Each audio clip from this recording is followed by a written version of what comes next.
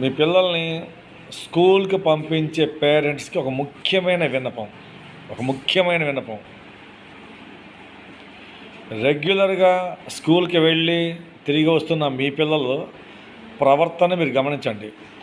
వాళ్ళ ప్రవర్తన రోజుట్లాగానే ఎప్పట్లాగానే సరదాగా ఆడుకుంటూ నవ్వుతూ తిరుగుతుంటే ఓకే, ఏం లేదు.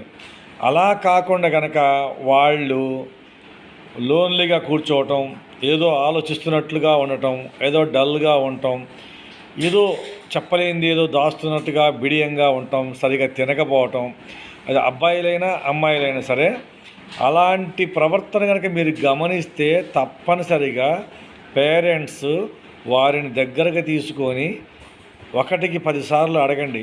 ఏమైందమ్మా, అలా ఎందుకు ఉన్నావు, ఏమి జరిగింది అని అడగండి. అది ఏమైనా కావచ్చు. వాళ్ళ స్కూల్లో వాళ్ళు ఏదో ఒక ప్రాబ్లం ఫేస్ చేసి ఉండొచ్చు.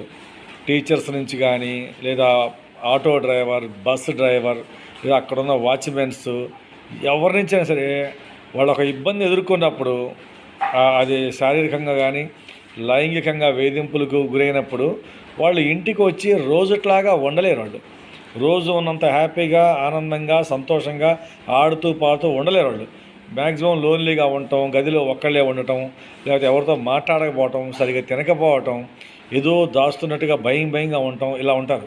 ఈ ప్రవర్తనని మీరు గమనించినట్లయితే తప్పనిసరిగా మీ పిల్లల్ని దగ్గరికి తీసుకొని వారిని అడగండి. గుచ్చి అడగండి. ధైర్యం చెప్పి అడగండి, భయపెట్టకుండా. వాళ్ళు చెప్తారు. ఎందుకంటే పిల్లల మీద లైంగిక దాడులు ఎక్కువగా జరుగుతున్నాయి ఈ రోజుల్లో. న్యూస్ పేపర్ చూస్తే చాలా ఆందోళనకరంగా ఉంది. సో దయచేసి ఈ పని చేయమని మిమ్మల్ని వేడుకుంటున్నాను ఒక టీచర్గా. Thank you.